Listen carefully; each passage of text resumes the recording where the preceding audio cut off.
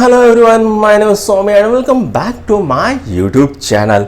बच्चों, आज का हमारा some basic concept of chemistry का लास्ट लेक्चर होने वाला है और उसके अंदर हम पढ़ने वाले हैं मूल को। तो आइए स्टार्ट करते हैं बिना टाइम गवाए। If you are new to my channel, हमारे चैनल को लाइक कीजिए, शेयर कीजिए, सब्सक्राइब भी करिए। तो आइए स्टार्ट करते हैं आज का टॉपिक और वो है मूल कॉन्सेप्ट के ऊपर।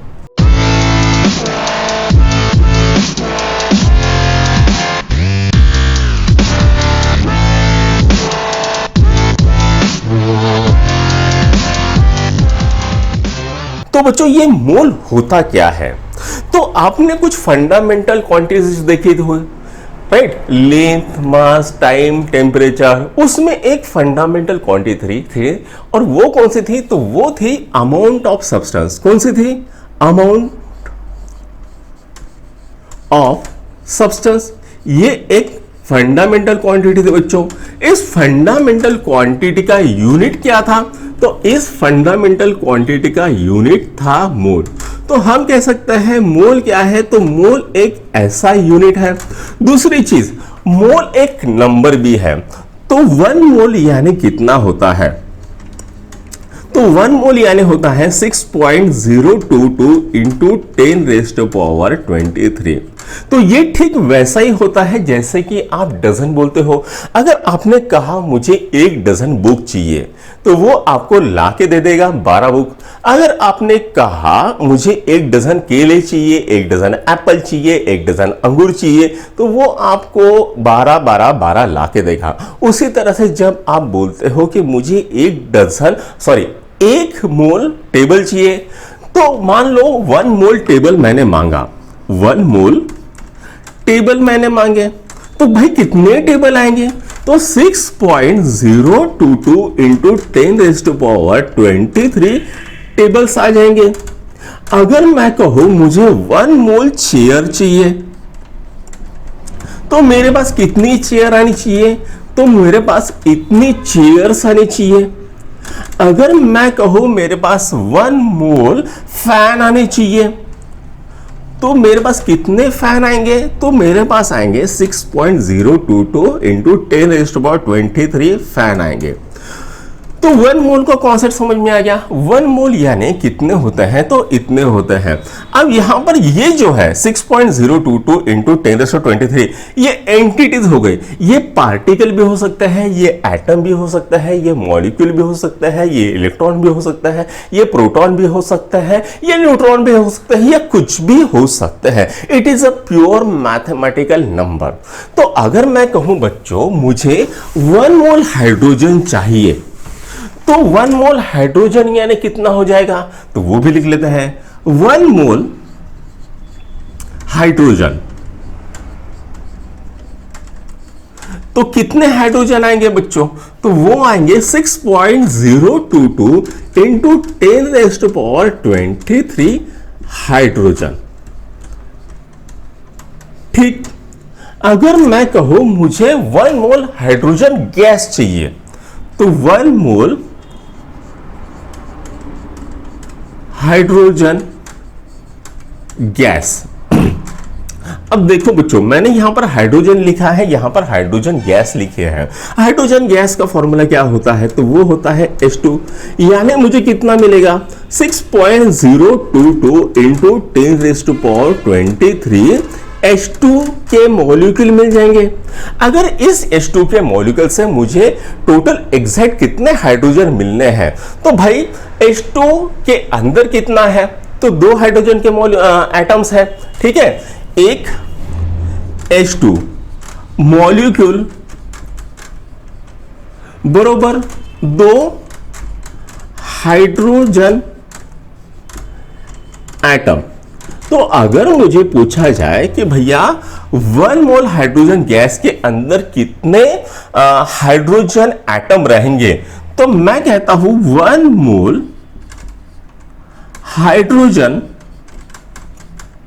Hydrogen gas is equal to 2 mole hydrogen atom. क्यों हुआ ऐसा? क्योंकि यहां पर H2 है, ये क्या बन गया? 1 मोल बन गया। अगर मुझे हाइड्रोजन एटम लिखना है तो उसका फॉर्मूला है H, ठीक है, उसका सिंबल क्या है? H।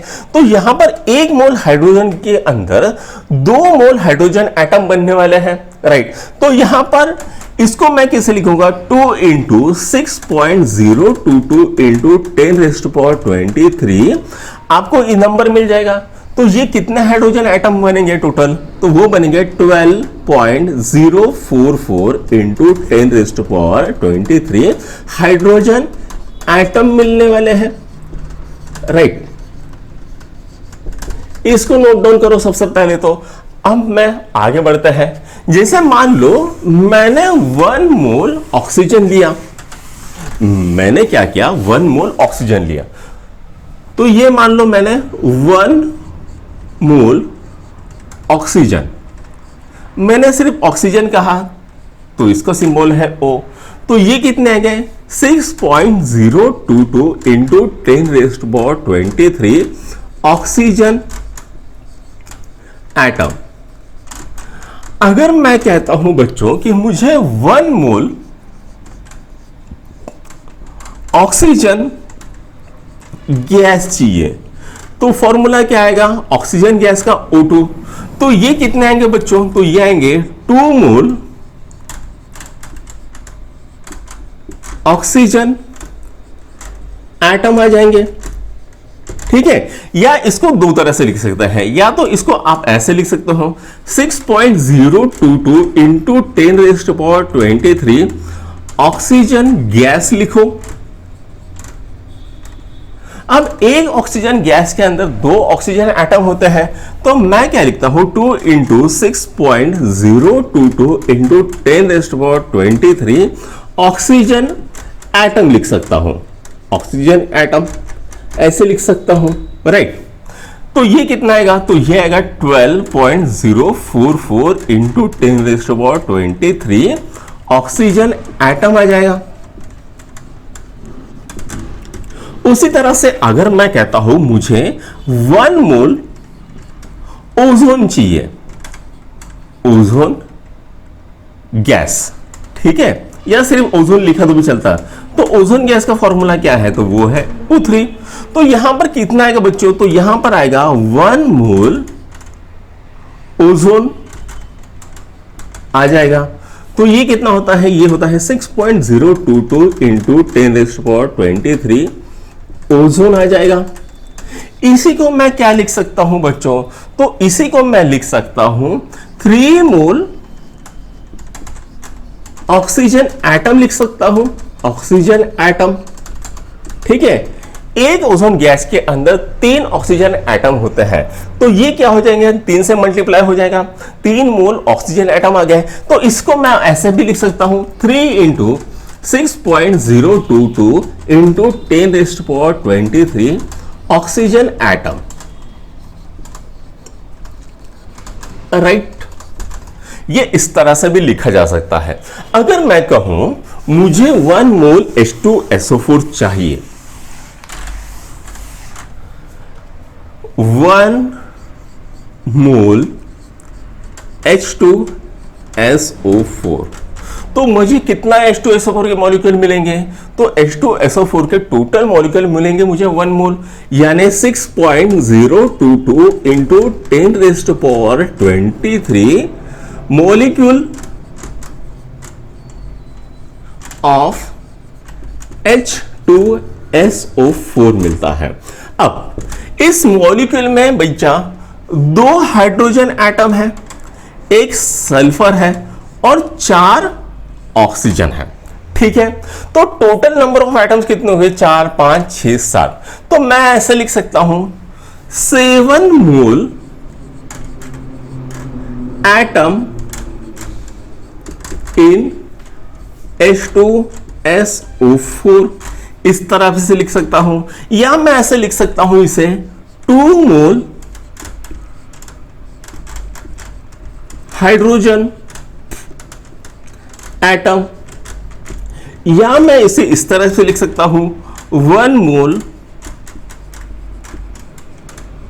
सल्फर एटम, या मैं इसे इस तरह से लिख सकता हूं 4 मोल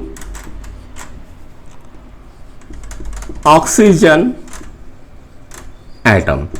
ठीक है, आप इसको इतने तरीके से लिख सकते हैं। अगर मुझे यहां पर number of electron, number of proton भी पूछे गए तो वो भी मैं लिख सकता हूं। ठीक है, वो आगे चल के हम लिखेंगे। तो 1 मोल H2SO4 में 6.022 इंटू 10⁻23 मॉलिक्यूल्स ऑफ H2SO4 होते हैं, या ऐसे बोलोगे कि 7 मोल एटम इन H2SO4। तो इसको आप ऐसे भी लिख सकते हो 7 into 6.022 into 10⁻23 atoms in H2SO4।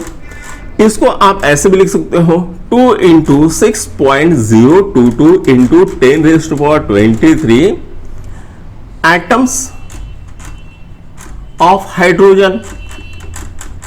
Right, उसी तरह से आप यहां पर भी लिख सकते हो 1 into 6.022 into 10⁻³ atoms of sulphur, और इसको इस तरह से लिख सकते हो 4 into 6.022 into 10⁻23 atoms of oxygen. ठीक है, तो मोल की जगह पे आप ऐसा भी लिख सकते हो 6.022 इंटू 10⁻23 मोल की जगह पे आप लिख सकते हो। अच्छा, ये जो नंबर है ना, इसको बोला जाता है एवोगैद्रो नंबर। क्या बोला जाता है? Avogadro number. और इसको जो है आप Na से भी डिनोट कर सकते हो। यानी अगर आपको 1 मोल बोला जाए तो इसको आप ऐसे भी लिख सकते हो Na, N बड़ा A छोटा। ठीक है, A छोटा यानी A सफिक्स में और सॉरी प्रीफिक्स में, और N क्या है, बड़ा आ जाएगा। ठीक है, आप 1 मोल यानी Na भी लिख सकते हो। तो इसको नोट डाउन करो। अब हम देखते हैं बच्चों कि भैया ये जो 1 मोल है वो आया कैसे। तो 1 मोल की डेफिनेशन बनाने के लिए हमने क्या किया, कार्बन का एक आइसोटोप लिया जो कि है 12 C12। ठीक है, C12 क्या है, तो एक कार्बन का आइसोटोप है। इसको हमने गिना 12 ग्राम। तो ये कितना लिया हमने, 12 ग्राम लिया, C12 का आइसोटोप लिया, और वो क्या था, 12 ग्राम। अब इस 12 ग्राम में जितने भी कार्बन के एटम रहते हैं उसको हम बोलते हैं 1 मोल। तो इस 12 ग्राम में कितने एटम्स होते हैं, तो वो होता है 1 मोल। और अगर उसे गिना जाए तो वो कितने आते हैं, तो वो आता है 6.022 इंटू 10⁻23 एटम्स 12 ग्राम के अंदर आते हैं। तो इसी से हमारी ये डेफिनेशन बनी है। तो बच्चों, मास ऑफ 1 कार्बन एटम क्या होता है, मास ऑफ 1 कार्बन एटम वो कितना होता है, तो वो होता है 1.992648 इंटू 10⁻³ ग्राम होता है। ठीक है, अब मुझे क्या करना है, 1.992648 इंटू 10⁻³ को 1 ग्राम में कन्वर्ट करना है, इतना ग्राम है। तो मुझे क्या करना पड़ेगा, दोनों साइड को 1.992648 इंटू 10⁻³ से डिवाइड करना पड़ेगा। तो मैं क्या करता हूं, दोनों साइड को 1.992648 इंटू 10⁻³ से डिवाइड करता हूं। इसको भी मैंने डिवाइड कर लिया। तो यहां पर मैं सबसे पहले तो यहां पर 1 एटम लिख देता हूं। ठीक है, 1 एटम, ताकि जगह अच्छे से बने। ठीक है, 1 डिवाइड बाय 1.992648 इंटू 10⁻³ और इसको भी मैंने डिवाइड कर दिया 1.992648 इंटू 10⁻23। अब ये कैंसिल हो गया, तो ये क्या आएगा, 1 ग्राम आएगा।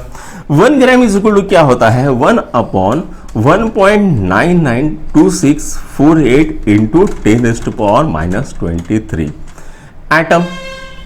1 ग्राम में कितने एटम होते हैं भैया, तो 1 ग्राम में इतने एटम होते हैं। अब मुझे क्या करना है, 12 ग्राम में कितने कार्बन एटम निकालने पड़ते हैं, तो इस साइड को मैंने 12 से मल्टीप्लाई किया, तो मुझे इस साइड को भी 12 से मल्टीप्लाई करना पड़ेगा। तो ये कितना आएगा, 12 डिवाइडेड बाय 1.992648 इंटू 10⁻23 एटम्स आ गए। अगर मैं इसको सिंप्लीफाई करता हूं तो डिनोमिनेटर में 10⁻⁻23 है तो वो चले जाएगा ऊपर में, ठीक है। तो ये ऊपर में चले जाएगा तो क्या आएगा 12 डिवाइडेड बाय 1.992648 इंटू 10⁻23 आ जाएगा, ठीक है। ये डिनोमिनेटर में कितना है 10⁻⁻23, तो ये न्यूमरेटर में जाएगा तो ये क्या आएगा 10⁻23 आ जाएगा, इज इक्वल टू 12 ग्राम। अगर मैं इसको सिंप्लीफाई करता हूं बच्चों तो ये देखिए 1.99 यानी अप्रोक्सीमेटली 2 होता है, तो 2 डिवाइड बाय 6 करूं तो ये क्या आ जाता है 6.022 इंटू 10⁻23 एटम्स कहां पर आते हैं, तो 12 ग्राम कार्बन में इतने एटम्स आते हैं, ठीक है। इसको नोट डाउन करो, फिर देखेंगे इसके टाइप्स किस तरह से मोल ढूंढते हैं, इसके टाइप्स हम देखने वाले हैं। इसको नोट डाउन करो सबसे पहले तो इसको मिटा देता हूं बच्चों। तो जो मोल होता है उसको हम एक सिंबल से दिखाते हैं, और वो सिंबल क्या होता है, तो वो सिंबल होता है एन, छोटा एन। ये किसका सिंबल है, तो ये सिंबल है मोल का, ठीक है। हमारी केमिस्ट्री में हम मोल को ऐसे दिखाएंगे। अब how to find number of moles, how to find number of moles, तो इसके टोटल 3 टाइप हमको देखना है। तो अब देखते हैं सबसे पहले पहला type, when mass of element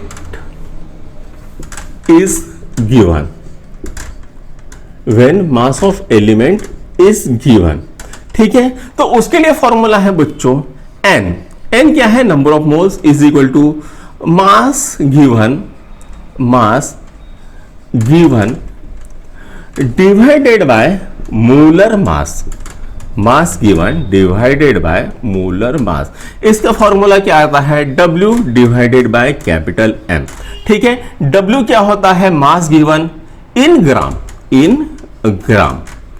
ठीक है। ये जो वेट होता है या मास होता है वो कैसा है, ग्राम में है। तो ये हमारा पहला फॉर्मूला है, ठीक है। तो चलो इसके ऊपर कुछ न्यूमेरिकल्स कर लेते हैं। तो बच्चों ये हमने फॉर्मूला यहां पर लिख लिया है, तो आइए इसके ऊपर कुछ न्यूमेरिकल्स करते हैं। सबसे पहले तो फॉर्मूला ऊपर में लिख लेते हैं, राइट।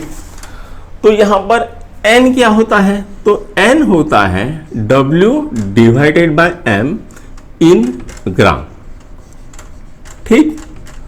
तो हमको पहले निकालना है find number of moles, find number of moles.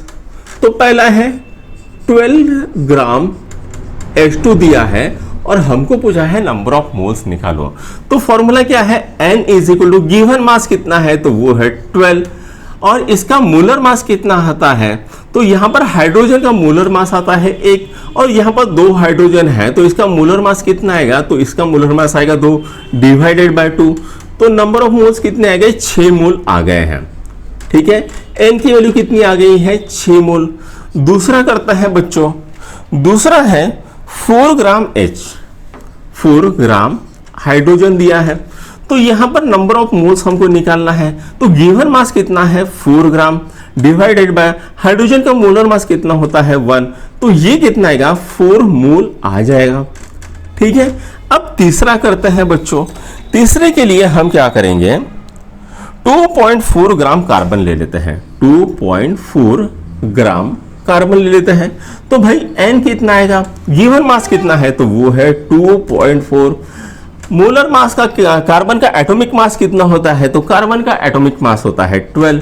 तो यहां पर ये कितना आएगा 24 इंटू 10⁻⁻1 डिवाइडेड बाय 12। तो ये कितना आ गया, ये आ गया 2 इंटू 10⁻⁻1 यानी 0.2 मोल आ गया है, ठीक। और कर लेते हैं नेक्स्ट क्वेश्चन, 1.8 ग्राम ग्लूकोज। तो नेक्स्ट है 1.8 ग्राम ग्लूकोज। ग्लूकोज का फॉर्मूला क्या होता है बच्चों, C6H12O6। अब यहां पर हमको क्या करना है, इसका मोलर मास निकालना है। तो 6 इंटू 12 प्लस 1 इंटू 6 इंटू 12, इसका एटॉमिक मास कितना है 12, तो 6 into 12 plus 1 into 12 plus 6 into 16 कितना आता है, तो 180 ग्राम इसका मोलर मास आ जाता है। तो नंबर ऑफ मोल्स कितने आएंगे बेटा, तो 1.8 डिवाइडेड बाय 180। तो यहां पर हम क्या करेंगे, इसको 1.8 को 180 में कन्वर्ट कर देंगे। तो 180 में कन्वर्ट करने के लिए बाद यहां पर आता है 182 इंटू 10⁻⁻² डिवाइडेड बाय 180। तो ये अगर कैंसिल करूंगा तो 1 इंटू 10⁻⁻² आ जाएगा, यानी 0.01 मोल आ जाता है। ठीक है, नेक्स्ट करते हैं 8.8 ग्राम CO2। ठीक है, कितना दिया है, 8.8 ग्राम CO2 दिया हुआ है और हमको पूछा है भाई नंबर ऑफ मोल्स बताओ। तो N कितना आएगा, गिवन मास कितना है 8.8 डिवाइडेड बाय कार्बन का एटॉमिक मास है 12, ऑक्सीजन का एटॉमिक मास है 16, 16 गुणिला 2 हो जाएंगे 32। तो ये कितना आता है, ये आता है 44। तो मैं यहां पर लिखूंगा 44, तो मैं इसको चेंज कर देता हूं 88 इंटू 10⁻⁻1 डिवाइडेड बाय 44। तो ये आ गया 2। तो आंसर कितना आता है, आंसर आता है 2 इंटू 10⁻⁻1 कितना आ गया, 0.2 मोल आ जाता है। ठीक है, चलो और एक प्रॉब्लम करते हैं। तो और एक प्रॉब्लम है 1.6 kg ऑफ SO3। तो ये कितना है, next problem 1.6 kg of SO3 हमें दिया गया है। अब इसको हमें क्या करना पड़ेगा, नंबर ऑफ मोल्स निकालने का फॉर्मूला क्या है, W डिवाइडेड बाय मोलर मास। अब वेट कैसे होना चाहिए, तो वेट होना चाहिए ग्राम में और यहां पर दिया है kg, तो हमको इस kg को करना पड़ेगा ग्राम में कन्वर्ट। तो ये कितना आएगा, 1600 ग्राम आ जाएगा डिवाइडेड बाय सल्फर का एटॉमिक मास कितना होता है, तो वो होता है 32, ऑक्सीजन का 16, 16 गुणिला 3 कितना होता है 48, तो 8 और 2 10 और ये कितना आएगा 80। ठीक है, 80 ग्राम आ गया। तो यहां पर ये मर गया, ये कितना आ गया 20। तो आंसर कितना आता है बच्चों, आंसर आता है 20 मोल। तो सबसे पहले तो इसको नोट डाउन करो, फिर आगे बढ़ते हैं। तो बच्चों ये तो हो गया जब आपको मास दिया रहेगा तो नंबर ऑफ मोल्स निकालो। अब हम देखेंगे कि भैया अगर आपको नंबर ऑफ मोल्स दिए हैं तो गिवन मास किस तरह से निकालते हैं उसको। तो क्या आएगा, फाइंड गिवन मास। ठीक है, तो नेक्स्ट क्या आएगा, फाइंड गिवन मास।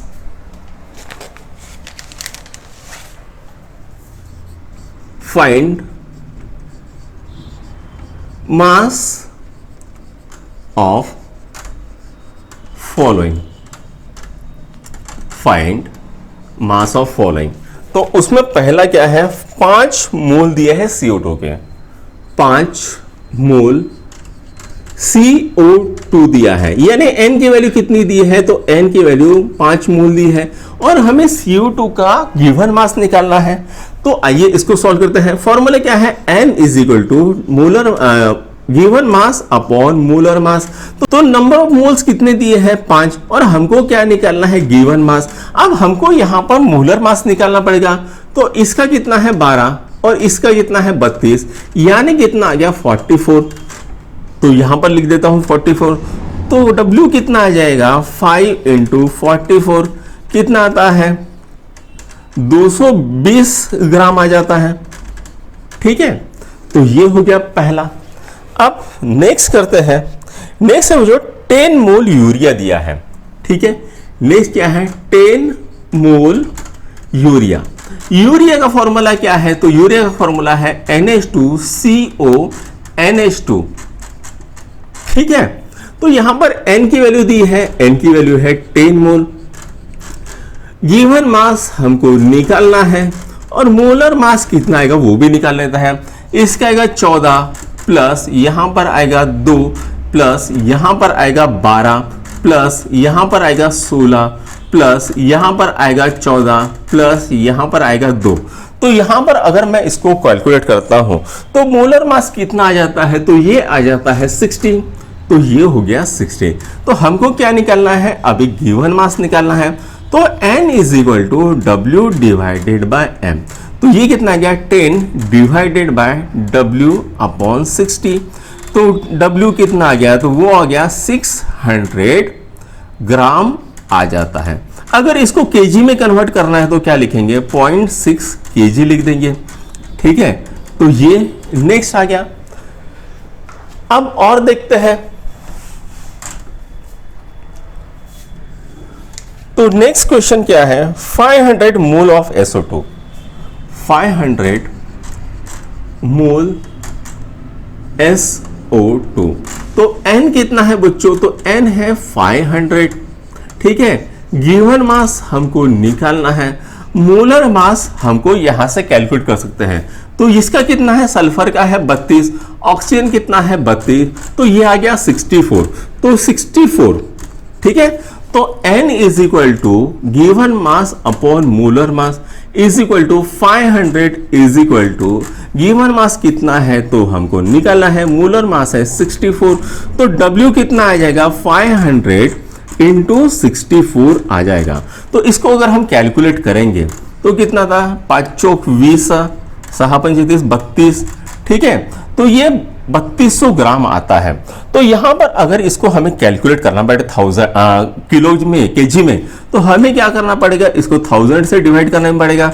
तो ये कितना आता है, 32 केजी आपका गिवन मास दिया हुआ है। इसको नोट डाउन करो, फिर आगे बढ़ते हैं।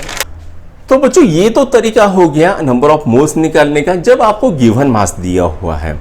लेकिन अगर आपको नंबर ऑफ पार्टिकल्स दिए होंगे तो उस टाइम पर किस तरह से आपको नंबर ऑफ मोल्स निकालने हैं, आइए वो भी देख लेते हैं। तो दूसरा तरीका है, when number of particle is given, ठीक है, टाइप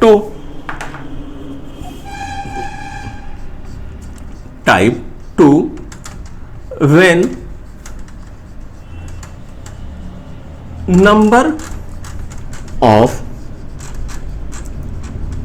पार्टिकल इज गिवन।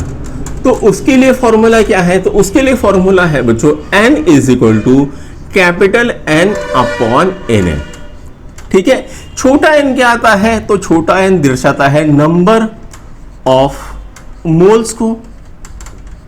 ठीक, कैपिटल N क्या दर्शाता है, तो वो दर्शाता है number of particle, number of particle. और Na क्या दर्शाता है, Na दर्शाता है एवोगैद्रो नंबर, एवोगैद्रो नंबर। और वो कितना आता है, तो वो आता है 6.022 इंटू 10⁻23। ठीक, तो ये फॉर्मूला है, इसके ऊपर की न्यूमेरिकल्स कर लेते हैं। तो पहला है find number of moles, number of moles इन। तो पहला क्या है, 6.022 into 10⁻20, 6.022 into 10⁻20 molecules of CO2, यानी कार्बन डाइऑक्साइड के इतने मॉलिक्यूल्स दिए हैं और हमें पूछा गया है कि नंबर ऑफ मोल्स निकालो। तो ये वैल्यू क्या हो गई बच्चों, ये वैल्यू हो गई कैपिटल N। Na कितना होता है, तो Na होता है 6.022 इंटू 10⁻23। तो हमें निकालना है छोटा n। तो छोटा n का निकालने का फॉर्मूला क्या है, n अपॉन Na। तो कैपिटल N की वैल्यू कितनी है, तो वो है 6.022 इंटू 10⁻20 डिवाइडेड बाय 6.022 इंटू 10⁻23। तो यहां पर ये तो कट जाएगा। अब इसकी बारी है 10⁻20, न्यूमरेटर में 23 है तो सॉरी डिनोमिनेटर में अगर 23 है तो न्यूमरेटर में क्या आ जाएगा, -23 आ जाएगा। तो ये आता है 10⁻³ तो n की वैल्यू क्या आ गई, 10⁻³ मोल। ठीक है, इसको कैसे लिखेंगे, 0.001 मोल लिख देंगे। ठीक है, इसको नोट डाउन करो, फिर नेक्स्ट बढ़ते हैं। तो नेक्स्ट क्वेश्चन है बच्चों,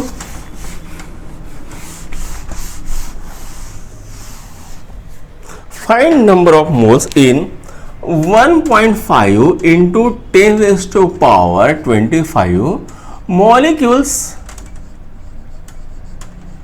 ऑफ ग्लूकोज। ग्लूकोज का फॉर्मूला क्या है, C6H12O6 होता है।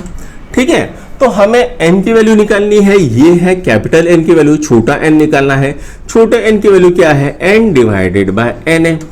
n कितना है 1.5 इंटू 10⁻25 डिवाइडेड बाय 6.022 इंटू 10⁻23। सबसे पहले मैं क्या करता हूं, इसको डिनोमिनेटर को न्यूमरेटर में कर देता हूं।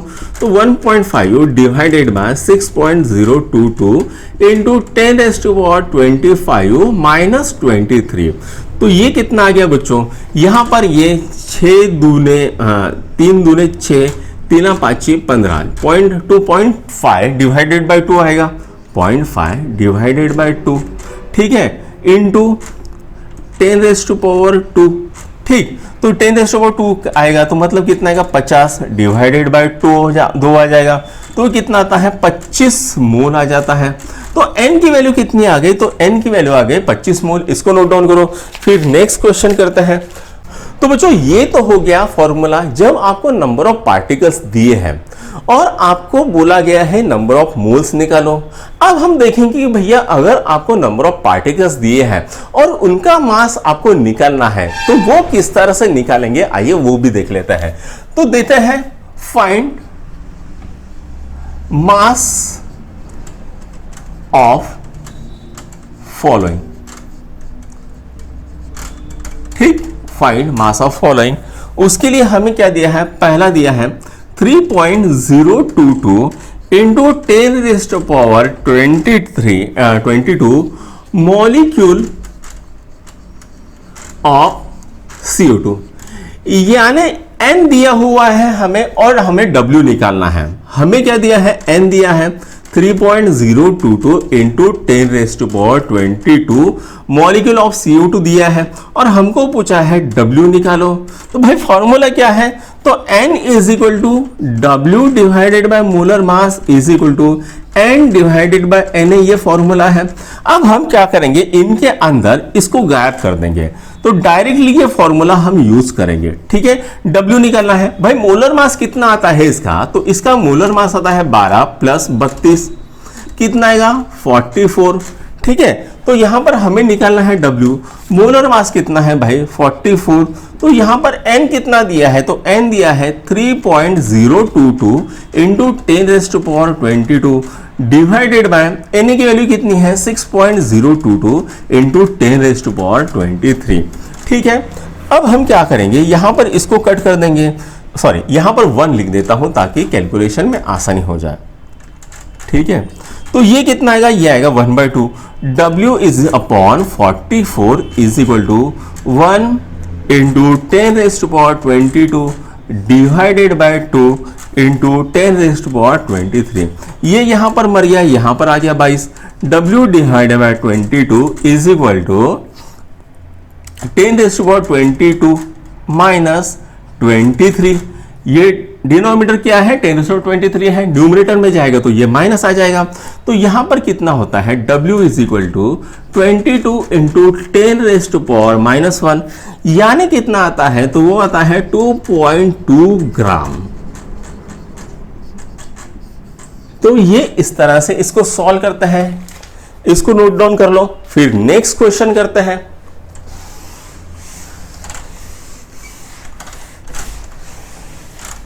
ठीक, नेक्स्ट क्वेश्चन में क्या दिया है बच्चों, 1.5 इंटू 10⁻24 मॉलिक्यूल्स ऑफ यूरिया दिया है, मॉलिक्यूल्स ऑफ यूरिया दिया हुआ है।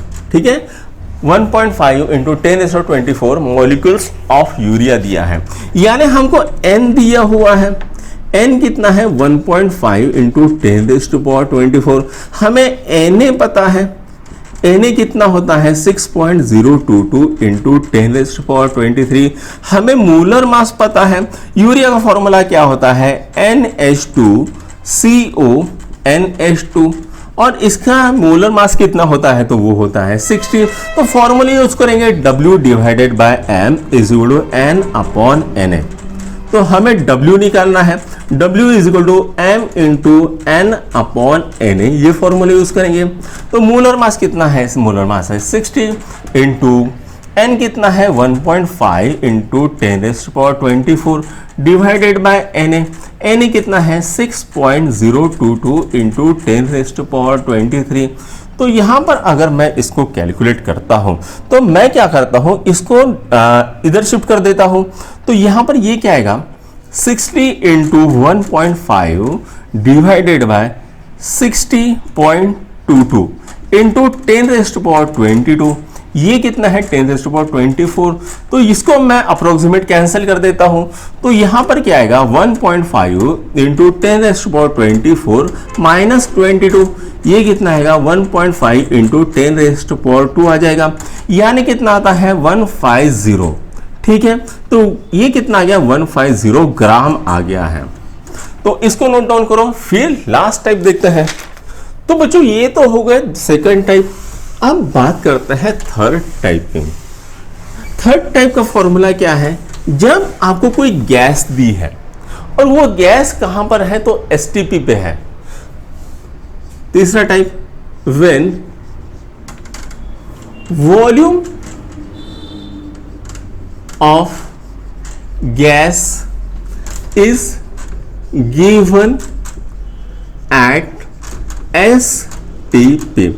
एसटीपी की यानी क्या होता है? एसटीपी का फुल फॉर्म होता है स्टैंडर्ड टेम्परेचर एंड प्रेशर। क्या होता है? Standard temperature and pressure. ठीक है, राइट, स्टैंडर्ड टेम्परेचर प्रेशर। अब ये स्टैंडर्ड टेम्परेचर कितना होता है? तो वो होता है 0 डिग्री सेंटीग्रेड। और प्रेशर कितना होता है? तो वो प्रेशर होता है 180 m। ठीक है, इसी कंडीशन को हम क्या बोलते हैं? इसी कंडीशन को हम बोलते हैं एसटीपी। तो बच्चों, at standard temperature and pressure volume of any gas, volume of any gas, sorry, volume of 1 mole of any gas, 1 mole of any gas कितना होता है? तो वो होता है 22.4 लीटर होता है। किसी गैस का वॉल्यूम, 1 मोल गैस का वॉल्यूम एट एसटीपी कितना होता है? तो वो होता है 22.4 लीटर। यानी अगर हम मान लेते हैं कि भाई हमें लिया है 1 मोल H2 एट एसटीपी, तो ये कितना वॉल्यूम आएगा? 22.4 लीटर आएगा। अगर मैं बोलूं कि मैं 1 मोल O2 लेता हूं एट एसटीपी, तो वो उसका वॉल्यूम कितना आएगा? तो उसका वॉल्यूम आएगा 22.4 लीटर। अगर मैं बोलूं 1 मोल Cl2 एट एसटीपी, वो कितना आएगा? 22.4 लीटर। तो हमारा जो फॉर्मूला बनता है number of moles is equal to volume in litre divided by 22.4 litre. ये हमारा फॉर्मूला आ जाता है। तो इस फॉर्मूले को नोट डाउन करो, फिर इसके ऊपर न्यूमेरिकल्स करते हैं। तो लिख लिया बच्चों, तो चलो इसके ऊपर न्यूमेरिकल्स कर लेते हैं। तो क्वेश्चन क्या है? Find number of moles of following at STP. Find number of moles of following at STP. ठीक है, तो एसटीपी पे यह है यानी स्टैंडर्ड टेम्परेचर प्रेशर। तो पहला क्या है? तो पहला है 8.96 लीटर SO2 गैस, यानी हमको वॉल्यूम दिया है और वॉल्यूम कैसा है? लीटर में है 8.96 लीटर SO2। तो हमको क्या बोला है? नंबर ऑफ मोल्स निकालो। तो नंबर ऑफ मोल्स का फॉर्मूला क्या है? Volume in litre divided by 22.4। तो ये कितना आएगा बच्चों? तो ये आएगा 8.96 लीटर डिवाइडेड बाय 22.4 लीटर। तो ये कितना आएगा भाई? तो ये आता है 0.3 मोल। ठीक है, कितना आता है? 0.3 मोल। नेक्स्ट करते हैं 112 cc H2 gas, 112 cc H2 gas. ठीक, तो यहां पर 112 cc, तो 1 क्यूबिक सेंटीमीटर यानी कितना होता है? 1 ml होता है। तो 112 cc यानी कितना हो जाएगा? तो वो हो जाएगा 112 ml हो जाएगा। यानी कितना लीटर होता है? तो यानी 0.112 लीटर होता है। ठीक, तो यहां पर n की अगर हम निकालें तो यह कितना आएगा? 0.112 डिवाइडेड बाय 22.4।